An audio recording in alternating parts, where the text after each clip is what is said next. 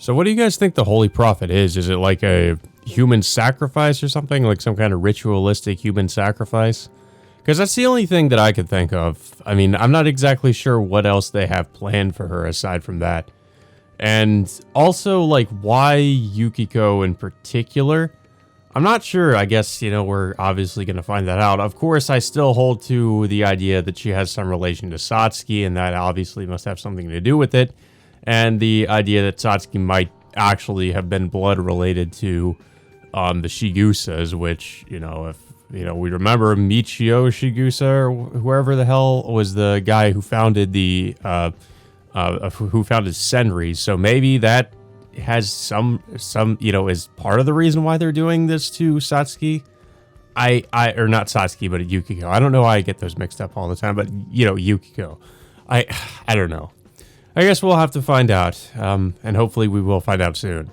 Yukiko sits in the center of a spacious wood-floored room. Incense burns inside the room, an indescribable smell wafting through it. Yukiko sits still, wearing a robe called a chihaya. She knows someone has entered the room, but she's not paying enough attention to tell who it is. Oh, the voice of a haggard man. You do indeed inherit noble blood. Oh. Noble blood. Is that the Shigusa blood? He says reverently, taking Yukiko's hand. She feels neither fear nor disgust. He scoops her hand up from underneath, like a gentleman holding a lady's hand. She feels dry skin and wrinkles. It's like her senses are heightened, but they don't feel like her own senses. Yukiko can't distinguish the face of the man in front of her either. Incredible. One must be in an egoless state to feel the god's presence, and she's already achieved that. She has no idea what he's saying. Who is this person?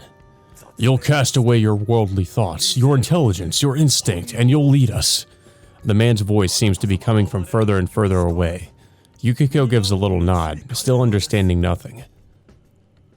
I wonder if they give her some kind of drugs, or if she just can't, or, you know, if she has something that makes it so she can't really comprehend what's going on, or something. Like maybe she's wearing something where she can't comprehend what's going on in front of her. So maybe it's not drugs, but I mean, I don't know. We shouldn't rule out the possibility of drugs, considering, you know, they do have drugs there.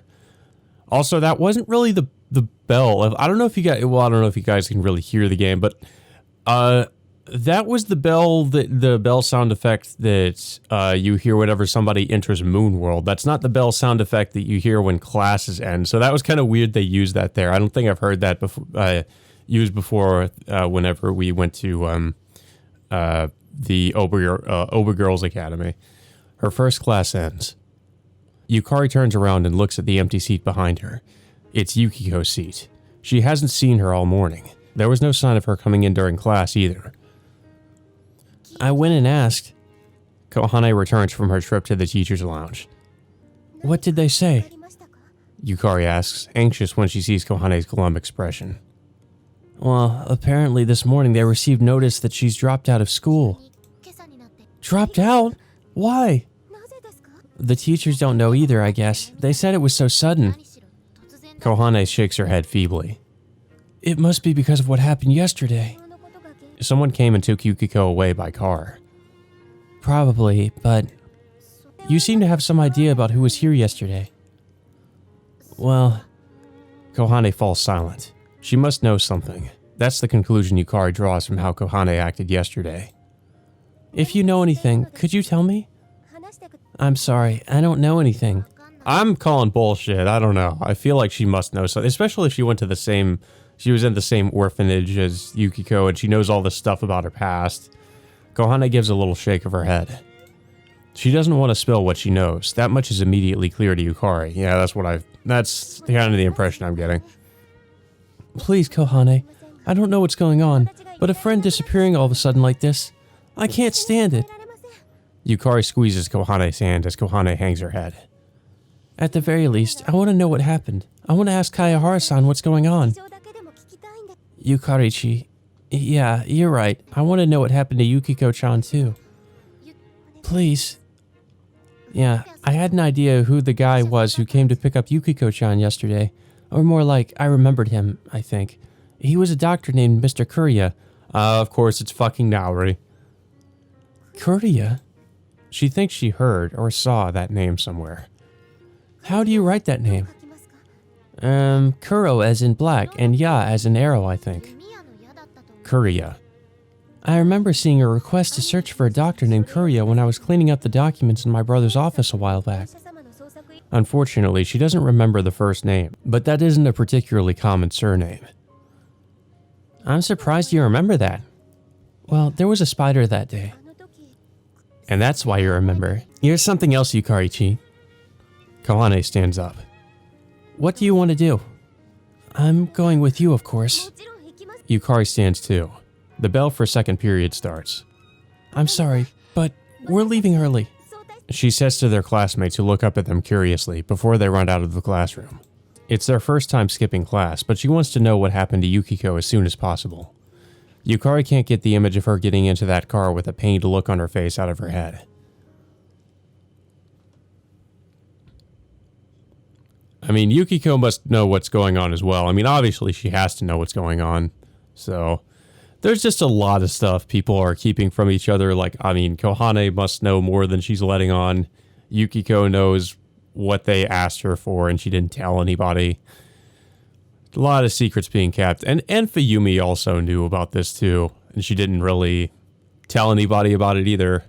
So, great. This is all kind of happening because people are keeping secrets. When Masaki is getting ready to head out, he hears someone coming up the stairs outside. Oh, Masaki-san. Huh? What brings you here? Masaki cocks his head when Yukari and Kohane burst into the room. Don't you have classes today? Well, yes, but... Yukari looks down. Masaki's behavior wasn't spotless, but he never missed a class when he was Hinagami Aito. Of course, that may just be because there was nothing to do even if one did skip class out in the country. Was there a search request on the desk there? I suppose it would be from last year, but... There was, but I'm guessing your brother put it away somewhere. Masaki has no idea why she'd be interested in such a thing. Do you know what that request was about? Who was the search request for? It was for a doctor named Kuria. Huh? There certainly was a form requesting a search for Kuria Naori, but that was a request Meguri made up. No, in the first place, Masaki has no idea why Yukari is looking into Naori. You mean Kuria Naori, right? Oh, yes, that was his name. Do you know him? Well, yes, actually, I was just about to go talk to him. Huh? This time it's Yukari's turn to be shocked. Please take us with you. Why is that? Masaki asks as Yukari draws close to him. You know Kayahara-san, Yukiko, right? Yes, of course. She was taken away by, this Kuria-san person. What do you mean? I don't know. That's why I want to go ask. Something's going on. He understands that much. But Masaki already has a lot on his plate. He's going to see Naori to ask him about the group's suicide at the White Lily Garden, among other things. He doesn't really want to bring them along for such a gruesome discussion. And besides, he's sure Tokisaka would have his head for this. But Yukari seems serious. Masaki's not strong enough to refuse when she's staring at him with such serious eyes. I got it. He's reluctant, but he has no choice but to agree. Thank you. Kohane. I don't think I'll go after all. Kohane hurriedly waves her hands after being silent the whole time. I can't go with you after all. I see. Okay, but why? Yukari hangs her head. I'm sorry, and after making you come all this way. No, I should apologize. Kohane shakes her head. Shall we go, Masaki-san? Yeah, sure, but... Come with us, Kohane. We can go to the station together at least. Yeah, sorry. Kohane quietly apologizes to Yukari again, then leaves the office. Let's go. Right. Okay, but why doesn't she want to go? Like, she didn't even explain why. She's just like, I can't go. Like, okay. Okay, we'll just not... We'll not ask about that, alright?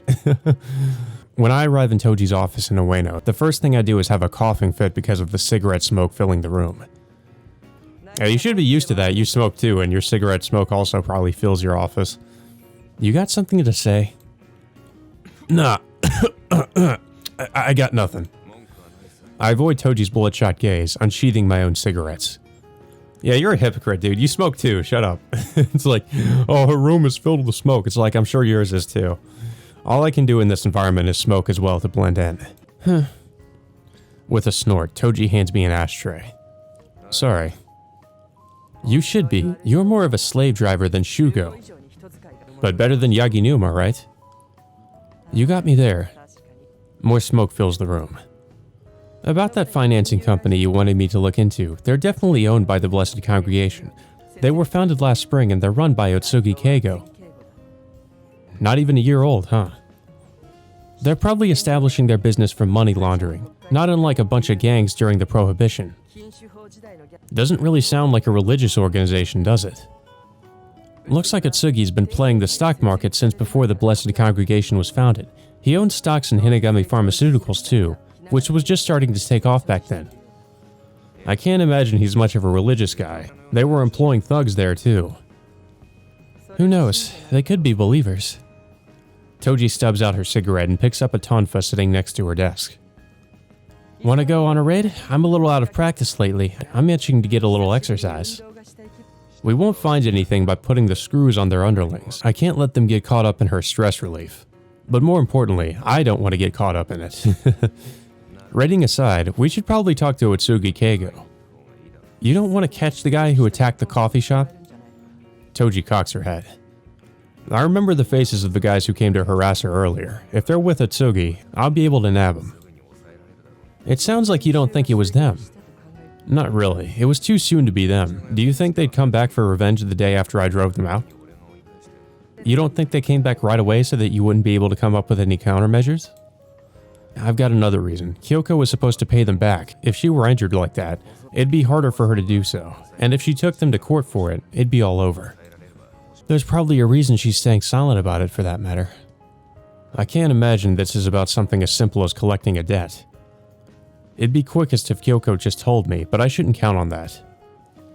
I've met with Utsugi before for an interview. I think I'll be able to get an appointment with him. Could I ask you to do that? I suppose. There's something bothering me about him as well. Did something happen? Nothing big. It just bothered me that he seemed like he knew me. Of course, he could just know something about me because of that stuff with Senri, but I got the impression that wasn't all. I think he was involved with the same business I was. Toji was once a leader of the Hand of Death, an organization based in Ueno. Well, you do kind of stand out, you know, with a past like that, not to mention her white hair and one arm. I did try to dye my hair black once. Why didn't you keep it like that? It looked disastrously bad on me. It's all I can do to contain my laughter.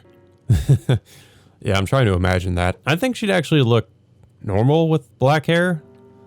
But, I don't know, maybe I'm just crazy. Masaki and Yukari are taken to the doctor's office he visited on New Year's. Why are we here? It's where he works, apparently.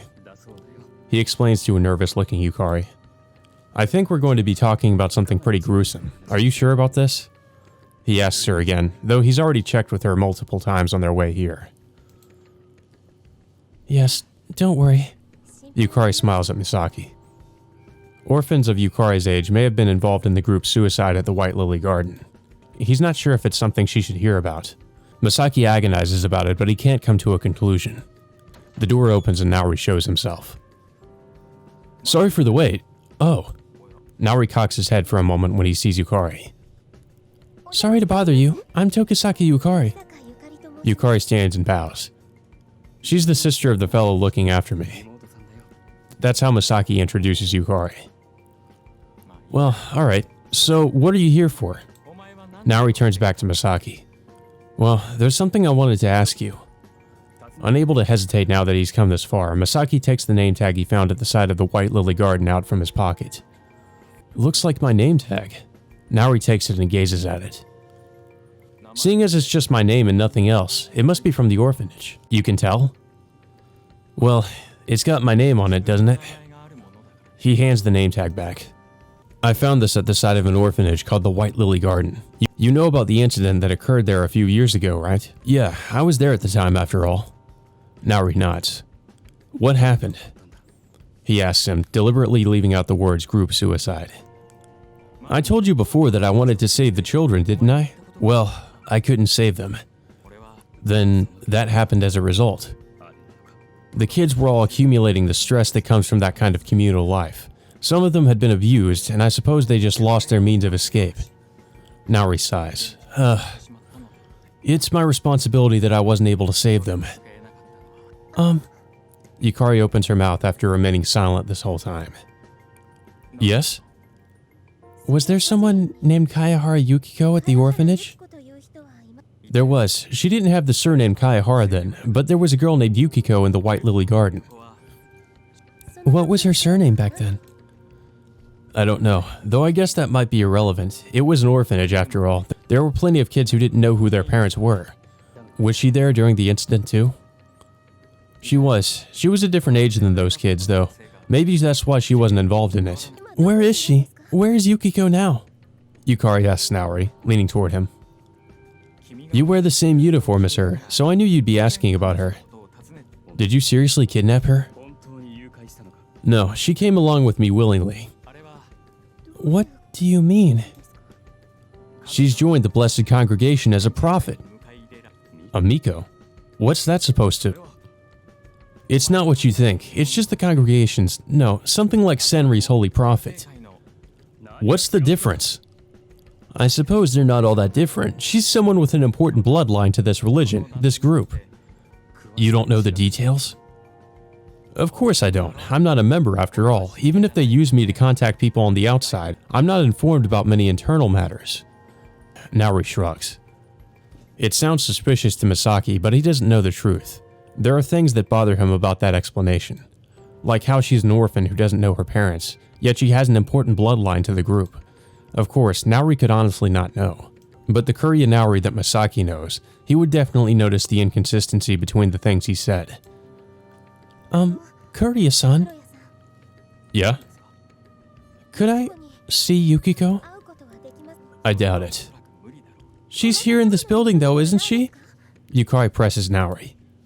I did bring her here yesterday, but only the higher-ups know where she is now. No way. No one will harm her. Oribe-san's a nice guy. You don't need to worry about anything. That's not the issue.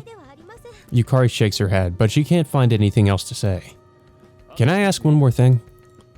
What is it? Ask me anything as long as it's something I can do.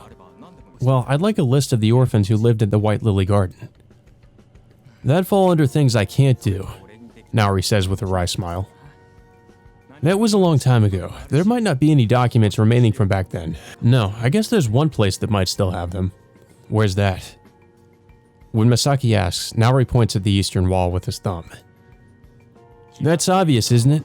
The MPD. Well, to the police department we go. While I'm waiting in a chair in the living room, there's finally a noise from the front door. She's finally back. Oh, Nissan, I'm home. I'll start getting dinner ready right away. Yukari. Yes? I just got a call from your homeroom teacher. You skipped class? Yukari gasps, then goes silent. What happened? Yukari wouldn't skip class without a reason. I'm sure she had a good reason. That's why I can't just scold her without asking for her side of the story first. Yukari suddenly covers her mouth and sinks to the floor. Yukari? I'm sorry. Yukari bursts into tears. Give me a break. I get up from my chair and kneel down next to her. Hey, Yukari. Yukari cries, covering her face with both hands, so I try to be as gentle as possible when I speak to her. I know you wouldn't do something like that without a reason. What happened? I don't know. I don't know what's going on anymore. Yukari chokes out between sobs. I'm gonna go make tea, so you sit down for a minute, okay? We're still out of coffee. I give Yukari a little time and come back with tea to find her sitting on a chair, staring down at the floor vacantly. Feeling a little better? Yes, I'm sorry. I set a cup of tea down in front of Yukari. Can you tell me what happened? Yes. Yukari wets her lips with the tea, then starts speaking, cradling the teacup in her hands. She tells me that Yukiko has quit school. Then a man in white clothes came and took her away the day before. She went to see the white-clothed man, Kuria, with Masaki. That Yukiko went to the Blessed Congregation of her own accord to become their prophet. It may be true that Yukiko went there of her own will, but I can't forget the look in her eyes when she left. Yukari says her eyes seemed to suggest she wanted to say something. The Blessed Congregation again, huh? I got it. Leave the rest to me. It's about another matter, but I do have an appointment to meet with Utsugi Keigo of the Blessed Congregation tomorrow. I should be able to get some information there. Okay, please help Yukiko. Yukari bows her head deeply. But what the heck did that dolt Masaki go for? He was investigating a group suicide that happened at an orphanage. Group suicide? You didn't tell him to investigate it, Nissan? No, I only told him to look into the Blessed Congregation. I guess it must have come up there. I didn't think something like that would come to light, though. Nissan, please don't blame Masaki-san. I'm the one who made him take me with him. Yukari pleads, anticipating my thoughts. I know. I nod reluctantly, all the while thinking about how to make him suffer later. Yeah, he's still gonna pay. He's still gonna pay for what he did. A man lies atop a simple bed. Another nightmare, I see. He's Oribe Tokihiro, the man who controls the Blessed Congregation, or maybe not. He's not asleep. His haggard face is pointed straight at the ceiling, his eyes wide open. It looks like I haven't got much time left. The words weakly escape his lips. The future of the Blessed Congregation should be entrusted to young folks like you. Oribe is in his mid-50s, but the man before me looks like he's seen many more years. That's how much the specter of illness has eaten into his body. Will you carry on my will? To those words, I... Ooh. The knife swings down and sinks deep into Oribe's stomach. Having no strength left to writhe in pain, all Oribe can do is twitch as he coughs up blood. I bring my mouth up to his ear and whisper, I will carry on your will. Okay, so like the second in command just got killed.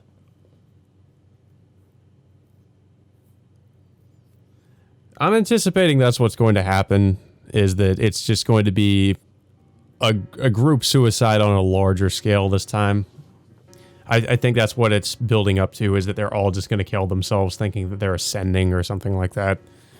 It's like many other cults that we've, seen in real life where they think that they'll, pass on, go to some other, go to heaven or some kind of afterlife if they all just, basically just commit suicide together or something.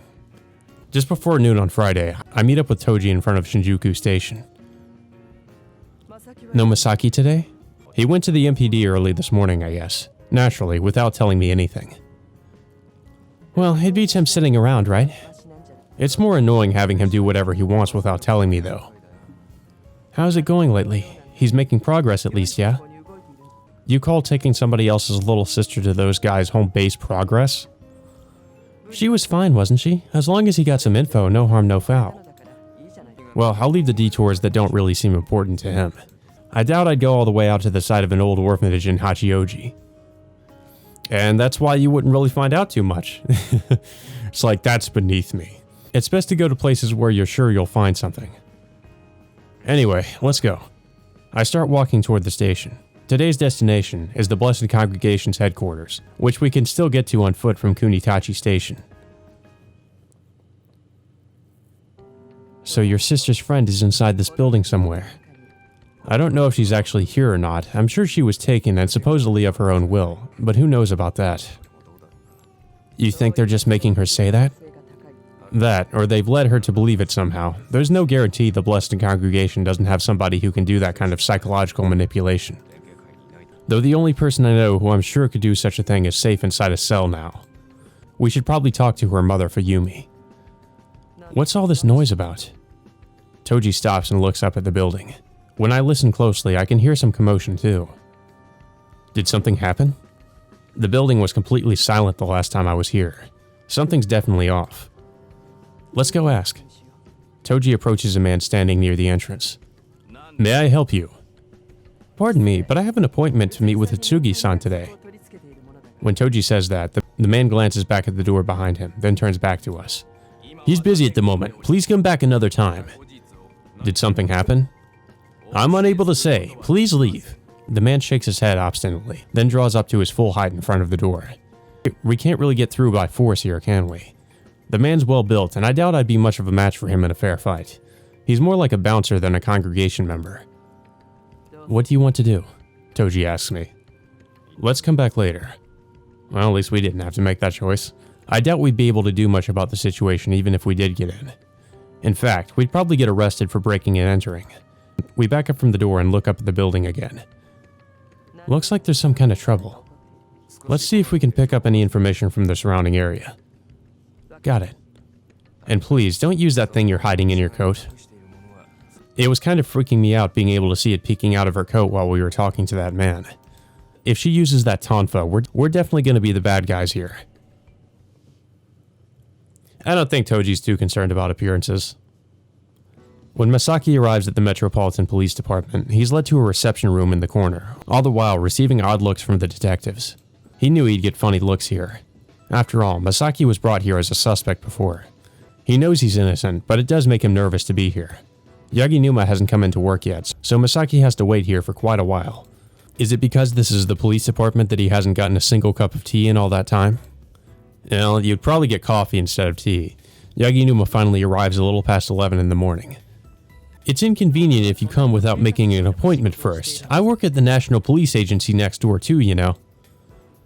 I'm sorry, but I came here to ask you a favor. I don't think I have any reason to grant you one, but go ahead. It's about the Blessed Congregation. I don't mind listening to what you have to say, but that doesn't mean I'll necessarily do this favor of yours. Yaginuma sits down on the sofa across from him. Are you familiar with the group suicide that occurred in an orphanage called the White Lily Garden in 1951? It was a facility run by the Blessed Congregation. I wasn't involved with the investigation at the time, but I've looked over the files. It was suicide by poisoning, it seems. Could I see those investigation files? I have no reason to show them to you. I doubt it's related to the case. You're chasing after the serial killer, are you not? That's got nothing to do with this old incident. Masaki's aware that they're not directly connected. But the Blessed Congregation is connected to the Shigusa Shrine, which uses Hina-sama, the clay doll. I've received reports of that as well, but you know it has nothing to do with the case, right? We don't know that yet. Well then, come to me when you do know. I'm busy, you know. Yaginuma starts to rise, then looks at Masaki's face as if he's realized something. Just how much have you investigated about that orphanage? Just that the suicide was probably carried out due to abuse and stress. And who'd you hear that from? Someone who worked there at the time. Masaki decides not to mention Naori's name. He figures hiding the source of his information is probably the sort of thing a detective would do. What sort of abuse specifically? I don't know that much. I see. Yaginuma snorts, as if to say, how useless. Superintendent, sir, you have a visitor. A young detective reports with a salute. A visitor? Who is it this time? Well, with a glance at Masaki, the detective whispers into Yaginuma's ear. I see. Bring them here. Yes, sir. Should I be going? Masaki asks Yaginuma when the detective leaves. I couldn't care less, but it might be better if you stayed. Before he has time to wonder what that might mean, Masaki sees Tokisaka and Toji approaching. Tokisaka-san. It's an emergency. Yaginuma, Oribe Tokuhiro has been murdered. Oh boy. What did you say? Yaginuma suddenly stands and turns to me. We're not certain yet. Toji heard it from a nearby resident and we haven't been able to confirm. We hoped you would have some information here, but... No, we haven't heard anything yet. Yaginuma raises his hand and summons a young detective. Get an officer in the area to confirm things as soon as possible. Yes, sir. The detective runs over to the phone. You're sure he wasn't just dead, but murdered? We're not sure of anything. All we heard was that someone from a nearby laundromat who has access to the building saw Oribe covered in blood. This could still mean suicide if it's true, though. Oh, I know that. Let's wait for information. I don't think we should really take it that slow. I glance at Masaki on the couch. And what are you doing here? If we're gonna wait, I might as well hear what he has to say. I told you I went to the side of the White Lily Garden the other day, right? Then yesterday I went to talk to someone. Those two sentences don't seem to be related to anything, but I guess this guy's doing his best to go over things. I heard that he'd found Kuria Naori's name tag at that site. He probably doesn't want to reveal the guy's name, not in front of Yaginuma. And did you figure out anything about the group suicide? All I found out was that they could have been abused. That's not too different from what I heard from Yukari last night. Guess that makes sense. So I was trying to see some documents from that time, but... Masaki looks at Yaginuma. Well, it's got nothing to do with the case. Would you show them to him if it did? Well, I suppose I wouldn't mind. Apparently that's all he had to say. You heard the man. Good luck, Masaki. I give Masaki a pat on the shoulder. Huh? There are some hints in the route you've taken, you know. You should be able to win over to persuade Yaginuma. But... Interesting. Why don't you try? Yaginuma plops down in front of Masaki. You think Masaki's got a chance? Toji says to me. If he puts this together with what Yukari told me yesterday. I don't know what that was, so I guess I can't help.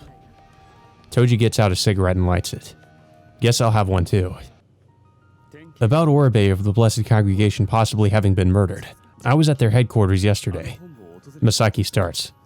There was no sign of it at the time, so if he was killed, it would have been after that. And this is your valuable information, Yaginuma grumbles derisively.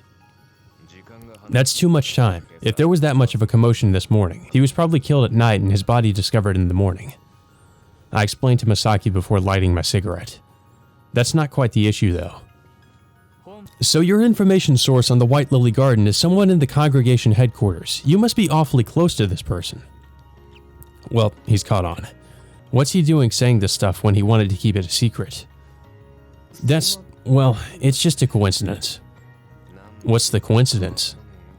I give up on smoking my cigarette and toss Masaki a lifeline. The other day, a certain female student joined the Blessed Congregation. It was supposedly of her own accord, but it's too suspicious. I feel bad about it, but I'll have to use Yukiko as a pretext. But we have testimony that she was in the White Lily Garden orphanage. We want to see the documents to figure out whether or not that's true. I understand your reasoning, but how is that related to the matter at hand? She joined the Blessed Congregation yesterday, either that or the day before. If Oribe is dead now, can you say that's a coincidence? What's this student's name? I can't say that yet. I don't want to give over her name just to have her be treated like the culprit. We can find out right away if we look into it, you know. I know, I just want to give you some time to rein it in. We don't even know if Oribe was really killed. I wouldn't treat her like a criminal so hastily. There's a guy right in front of you who was treated like a criminal plenty hastily. But suit yourself, it's not like we've got anything to do while we wait. Yaginuma shrugs and calls over a young detective, giving him a piece of paper with something written on it. Bring me these documents and get the officer at the scene to hurry up with his report. Yes, sir. The detective jogs out of the room. I finally light my cigarette. Yaginuma, are you investigating that financing company affiliated with the Blessed Congregation? Of course, supposedly they're run by the Blessed Congregation using their donations for mutual aid between members, but no one believes that. We're focusing on finding out what sort of illegal activities produce their funding, so we can expose them at any moment when we've got proof. They'd lose that cushy tax exemption they get as a religious organization in that case too. We could find out that sort of stuff by asking people like Kyoko, but my aim isn't to take down the company. All I want to do is find the guys who attacked Kyoko. Thank you for waiting, Superintendent, sir. The young detective returns with the documents. Good work. And the scene? No report yet, sir. Got it. Dismissed. Sir. Now then, may we have a look? I check with Yaginuma first. No leaving with them, got it? I got it. I start with what looks like a list of names and flip through it. It's a list of the orphans enrolled in the White Lily Garden at the time. It's divided into those who died in the group suicide and those who survived. Many died, but of course some didn't, namely those who didn't participate in the group suicide. There aren't a lot of surnames on here. Quite a few orphans have unclear parentage. I gasp for a second when I see a particular name on the list. What is it? Toji glances over at the list too. Nothing. I misread something. I saw a Yukio, a boy's name, without a surname and thought that Yukiko was on the list of dead. She should be on the survivors list. There we go. There's no surname, simply Yukiko. This must be her. Did you find someone? Yaginuma comes over as well. I guess so. I should probably tell Yaginuma too. I avert my eyes from him for a moment and find another name. No, two. I should probably keep these under wraps for now. I found the girl who we were just talking about, who joined the Blessed Congregation. I point to Yukiko's name and show Yaginuma. Yukiko, what's her current surname? It's Kayahara. Her adoptive mother also has ties to the Blessed Congregation, but she doesn't appear to be a member. Listen, Yaginuma, seriously, don't... I know, senpai. I won't treat her like a criminal with no evidence. This doesn't really settle anything, though, does it? Yaginuma gazes at the young detective waiting in front of the phone. There might be some kind of trouble. Maybe we should just go there ourselves. Toji begins to leave the room. Wait, could you take Masaki too? Huh? Me? I don't mind, but... Toji stares at my eyes as if trying to ascertain my true motive. I need to look into something here. I point at the list of names from the White Lily Garden. I got it. Let's go. Sure. The two take their leave. By the way, Yaginuma. Yes? What are you having Toji investigate? Toji said she couldn't talk about it, but there shouldn't be any problem if I get the guy who told her that to tell me. I'm investigating more than one case, I'll have you know. Well guys, there was some weird bug where Reiji didn't say what he was going to say here, so I couldn't read it. That's so weird. What the hell was that about? I've never had that happen before. He didn't say anything. Okay, well we're just gonna pretend that didn't happen, I guess. Hopefully it doesn't happen again. Criminy, what was the point of keeping her quiet then? I guess he's saying that that Toji must have told him about what Yaginuma got her to look into or something. Yaginuma puts a cigarette in his mouth and lights it. I suppose I can tell you now that he's not here. It's illegal clinical trials. Oh, that's right. He did want her to look into the clinical trials of Hinagami Pharmaceuticals. Hinagami Pharmaceuticals? I'm sure you've caught on to this as well, senpai. But the human subject research that supposedly occurred during the war could have been continued. I see. And Itose Mizuki's father may have been involved in it. That group suicide in the orphanage managed by the Blessed Congregation. It's suspicious, don't you think? Then hurry up and give me the info on it. I don't want him leaking the information to them after all. Guess you can say he's being careful. I'll look into that too then. Leave that list here, alright, senpai? I know. It doesn't matter. I'll remember the important parts.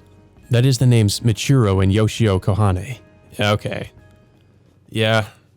We already knew that Kohane also knew about Yukiko's past, so it's not much of a stretch to assume that she was also one of the orphans there too. I think she even told us as much at one point too, didn't she?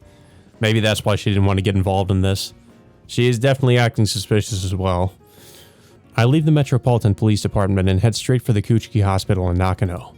I must confirm the truth about the names on that list. Though, knowing her, I'm not sure I'll actually be able to confirm anything. Right after entering the hospital, I find Koharu and address her. Dr. Yamanoshi. Oh, Tokisaki-san. Visiting Hazuki-san? A little later. Is Shirosaki-san in her room? She should be. Did something happen again? Well, sort of. Nothing terribly pressing, though. All I did was find some names on a list. Please don't work her up too much, okay? With that warning, Koharu walks off. I enter Machiru's hospital room. She's sitting with her back to the window, staring up at the ceiling. Machiro. Her right eye focuses on me. What? Can we talk a little? No. She turned me down pretty fast. Not about what happened the other day, it's about something else. She probably doesn't want to talk about this either, but... About what? About the past, a church up in the mountains. Machiro moves. She lifts up the blankets on the bed and crawls beneath them. Hey, guess she's realized what I want to ask about. She leaves the stuffed rabbit on top of the bed and sticks her hand out from the blanket. What do you want to ask me, mister? Machiro says, moving the stuffed animal around with her hand. So is the premise here that I'm talking to the stuffed animal? Did she like hide beneath the blankets and she's just like using the stuffed animal like a puppet? Well, I'll go along with it, as long as she's cooperating. Were you in an orphanage called the White Lily Garden? Maturo doesn't want to remember that, you know. She doesn't want to remember, meaning she was indeed there. I recall what she told me before, that she saw something she didn't want to see. Her left eye was already gone when she was taken in by the Shirosaki family. If she lost it because of something at the orphanage, the group suicide comes to mind. Could you tell the nice man? What a troublesome old man. The stuffed animal nods. I'd like to correct one of those words, but I can't really interrupt the conversation, huh? Michiro saw something she shouldn't have with her left eye. I think it was late at night, when everyone was asleep. Michiro is much more talkative than usual, probably because it's supposed to be the stuffed animal doing the talking. Just the two of them were awake. They were Michiro's friends, of course. That's why Maturo was curious and watched them from under her blanket. The stuffed animal suddenly falls to the floor. Michiro's hand is left empty. She clenches her left fist, her hand trembling. I pick up the stuffed animal from the floor and brush the dust from it. It fell in the snow the other day too, so it's pretty dirty. What's its name, Carol? I guess this is pretty important to her. I gently hold her hand so that I don't surprise her and place the stuffed animal back inside it. For a little while, Maturo, the stuffed animal, doesn't move an inch. Hey, old guy, Maturo says, the stuffed animal still lying on the bed. Yeah? Do you want to hear more? I do, but it's up to you whether or not you want to tell me. Can we stop then? Sure. I can't force her to relive painful memories. You're a nice old man. Just nice man will do. The stuffed animal stands up. What a troublesome old man. She's got to be doing this on purpose. What Maturo saw was one taking in the other. Taking in? The story starts up again, but I'm not really sure what she's trying to say. It was awfully frightening, and Maturo thought I don't want to see this, so she gouged out her left eye which had seen it. What happened to the one who was taken in? He went away. The two of them became one, and the one who remained became two. Went away. Did she mean was killed? That doesn't really match up with the group suicide story, though. Was there a separate incident? When did this happen? A little before Maturo became Shirosaki. A little before everyone went away. Do you remember what happened when everyone went away? Maturo shakes the stuffed animal back and forth in response to my question. Maturo wasn't there then. She was in the hospital for treatment. So she wasn't there when the group suicide happened. Do you know why everyone went away? Maturo doesn't know. No one said anything about it. Either she had absolutely nothing to do with it, or they just didn't tell her.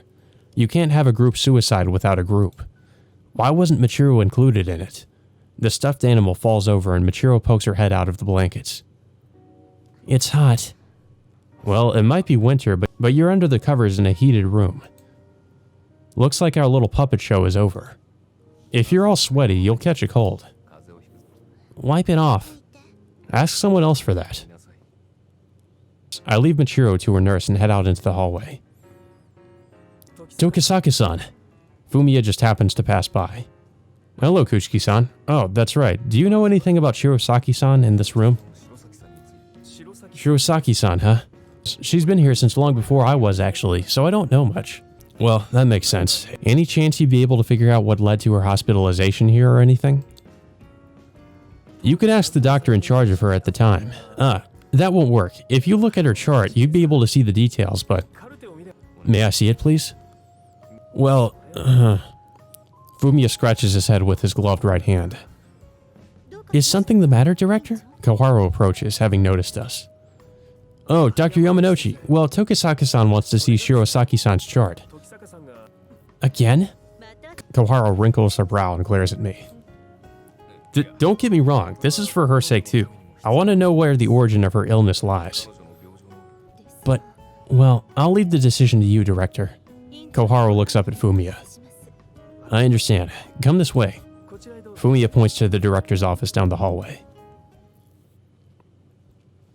While I'm waiting on the couch, Fumiya brings over some documents. This is Shirosaki-san's chart. Please pardon me. I take the chart and look it over. Shirosaki Maturo, hospitalized in July 1951, attending physician Saito Tamaki. Depersonalization and self-harm, possibly the result of poisoning due to the excessive intake of psychoactive drugs. Poisoning. She wasn't ill? It's like the chicken and the egg. Which came first? Some drugs have side effects that resemble illness. She must have been prescribed such drugs before she was hospitalized here, I hope. If Saito Tamaki Rokushiki did it, it certainly wouldn't be written down here. But he didn't mention anything about this. He must have hid it on purpose. I wouldn't put it past him. 1951 is the year the White Lily Garden group suicide took place, according to Masaki and Toji. Since it says Shirosaki Maturo here, she must have already been adopted at the time. I wonder if she was hospitalized immediately after the White Lily Garden was shut down. Was she not even here with the Shirosaki family long enough for her mental illness to worsen there? In which case, all of her wounds would have been inflicted at the White Lily Garden. The wound on her left eye, on her heart, and her poisoning. Judging from these records, it seems like Shirosaki-san's condition was much worse when she was first hospitalized. Insomnia, aggression, self-harm, all sorts of attacks. She had a good doctor. Personality issues aside, his skills as a doctor were certainly sound. As long as he didn't put them to bizarre use. But medicinal poisoning. There's a chance that some illegal drugs were being used at that orphanage. Tokisaka-san, even legal drugs can have serious side effects if you mess up the dosage. You probably shouldn't consider just narcotics and stimulants. Are there any drugs that would cause something like a group suicide as a side effect? It's not impossible for suicidal impulses and mass hysteria to coincide, but if there was violence or... No, they said it was a mass suicide by poisoning. I don't think it was violent. Tokisaka-san, could that mean the drugs themselves caused their deaths? Right, that's what I was thinking. The rumors of Hinagami Pharmaceuticals' illegal clinical trials. Utsugi Keiko, who owns Hinagami Pharmaceuticals stocks. Illegal clinical studies were being held at the White Lily Garden. No, I don't think they were clinical studies. Fumiya shakes his head. What do you mean? Clinical studies are a vital part of the process for new drug approvals. I can't imagine they were conducting illegal human subject research for that purpose. The country keeps records of those kinds of things, after all. Then what? The basic research before those studies. I don't want to phrase it this way, but basically animal experiments. Experiments on the orphans.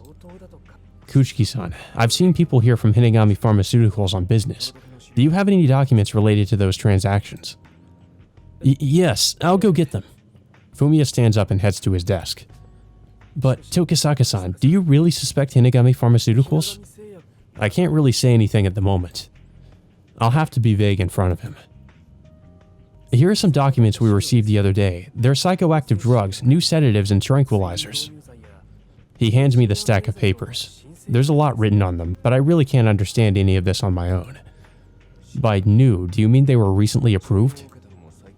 The approval would have been recent, but their development would have been happening since a long time ago. There are a lot of drugs that don't make it through the process. It's quite tough. Why don't they make it through? There's lots of competition for our patents, or they won't produce the effects they wanted. Or the opposite, they work too well. Work too well. The better a drug works, the worse its side effects usually are. That's why sometimes they'll inhibit the effects of the drug, then get approved. Fumiya points at the column on the documents about the efficacy. The tranquilizer suppresses the secretion of dopamine, but if it's completely cut off, that's the cause of Parkinson's disease. So everything in moderation.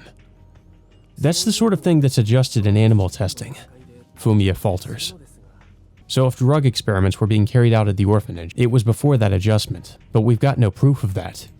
We're assuming too much. There's a possibility that Machuro's symptoms are after effects of those experiments. I should probably wait to talk to Yaginuma about this. Sorry for all the trouble. No worries. If there's anything else I can help you with, I'll assist at any time. So... it's becoming more and more likely that Hinagami Pharmaceuticals and the Blessed Congregation are linked because of drugs, these psychoactive drugs that they're providing and probably providing to the congregation. I leave the director's room and return to the meeting area. That's right, I should make one more stop. Kyoko, you awake? I peek into the room to find Kyoko lying in bed. Oh, Tokisaka-kun. Kyoko turns her head to me and smiles. How are you feeling? Not bad. It's kind of inconvenient not being able to sit up, though. I bet. Is there anything I can do for you? Your consideration is enough for me. I pull a chair up to the bed and sit down, looking at Kyoko's face. She doesn't look pale or anything. She seems well. What? It's nothing. I'll talk to her later. Oh yeah, Uizumi-kun came by last night. Huh? He came all the way here? Oizumi was stationed far away at a different prefectural police headquarters. He probably heard about Kyoko and couldn't keep still. He just tossed aside his work and came here. A colleague of his came and took him back right away. What the heck is he doing? He seemed like he was doing well. I doubt he could get away with that if he weren't. I guess you're right. Kyoko laughs. Hey, Kyoko. Yeah? It's nothing. Well, you get better, okay? I want to drink your coffee again.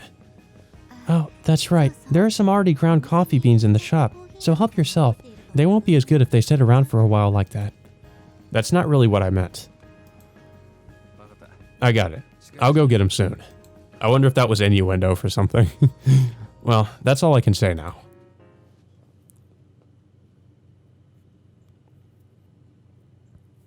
Masaki and Toji arrive at the Blessed Congregation headquarters in Kokobonji in time to witness a skirmish breaking out before the building. A white-clothed Blessed Congregation member and a navy-uniformed policeman are arguing about whether or not he should be let inside. I'm telling you, our leader passed away from illness. The member's voice rings out. Illness, huh? Didn't you say he was murdered? The two talk, watching the dispute from afar. We can't be sure that what the people here are saying is true either.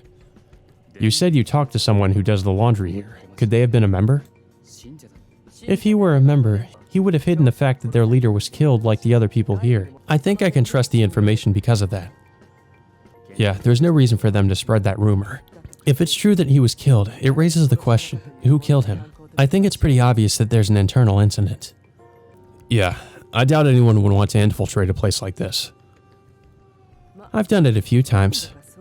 What on earth for? It's faster to ask those involved, right? Toji points at the entrance to the building. Who's that? That's Utsugi Keigo, Oribe's right-hand man, the second in command here. Oh wait, no, okay, it was Utsugi Keigo who was the second in command. I guess not Oribe. So he'd benefit the most from Oribe's death. If you were trying to take over, yeah, let's go. Toji pushes her way through the policemen and congregation members and makes her way to Utsugi. Utsugi-san, I'm Aoki. I had a meeting with you scheduled today. Utsugi stops walking to his car when Toji addresses him. You, It's been awfully loud ever since this morning. Did your leader Oribe pass away? He passed on this morning. He's been suffering from cancer for some time. It appears he passed in his sleep. Oh? There will be an official announcement later, so if you'd like to report on it, you can wait until then. Really? Because I have a trustworthy source who says he was murdered. Utsugi stops again, just as he was about to leave. A witness saw Mr. Oribe covered in blood. Of course, it could also be a suicide. It doesn't really line up with a death from illness, though. And who saw that? It's common sense to keep your sources secret. I'm sure your source was just confused from the blood he had coughed up. Utsugi gets into the car. With a honk of the horn, the car slips through the crowd and leaves the grounds. What do you think? Sounds suspicious to me. Masaki says, honestly. It's clear that he's trying to hide the truth, but we still don't know what happened. From how Utsugi was acting, though, I think it's safe to say he was murdered. The question is, who killed him? You were talking about a prophet or something, right? Could that be connected? Do you think he was going to use her as a puppet to control the congregation? Oh, maybe that's their real intentions for her. I'll look into Utsugi a little more. I'm going after him for something else right now anyway. Thank you. Hey, you're coming with me. Of course. Masaki always gets dragged along, doesn't he? Whether he wants to or not. It's like, I didn't ask for this. The sun is already set by the time I get home. There's another pair of shoes like Yukari's by the door. We must have a visitor. I'm back. Well, hello there, stranger. Yukari and Aimu are in the living room. Good evening. Sorry to barge in like this. Nah, make yourself at home. Yukari, what's for... Nissan. I stop talking when I hear Yukari's firm tone. She's angry. Please sit down, Nissan. Sure. I sit down obediently, unable to oppose her. Was it something I did? Why didn't you tell me that Kyoko-san was injured? Oof. Come to think of it, I never explained it to Yukari, did I? Sato-san went to Moon World today and I heard that from one of the neighbors. You knew already the other day when you were acting strange, didn't you, Nissan? Oh, well, yeah, but sorry. All I can do right now is apologize. You didn't tell her because you didn't want her to worry, right, Tokisaka-sensei? Well, at least we have Aimu covering for us. But... No, I should have told you. I wanted to tell you when Kyoko's condition had stabilized, but... Is she alright now, then? Yeah, I went to see her today and she seems fine other than the fact she can't move until the wound closes. You could go visit her if you'd like. Alright, I'll do that. Yukari nods. Jeez, has she calmed down now? You haven't eaten yet, right? Want to go out? We haven't done that in a while. Huh? I've already bought ingredients, though. They'll last until tomorrow, won't they? It doesn't look like you've cooked any rice yet, so it should work out fine. You're welcome to come too, Sato-san. Sure. I guess we should then. Yukari stands up. Let's have sukiyaki at the shopping district nearby. You're fine with paying, of course, right, Nissan? Yeah, I know. I'll gladly partake. 3 of us, huh? Well, those 2 probably won't eat much, so I bet it'll be fine. In conclusion, I'll report that my wallet is a bit thin now thanks to how much Aimu ate, being a growing girl and all. Yep. He ended up spending much more money than he thought he would.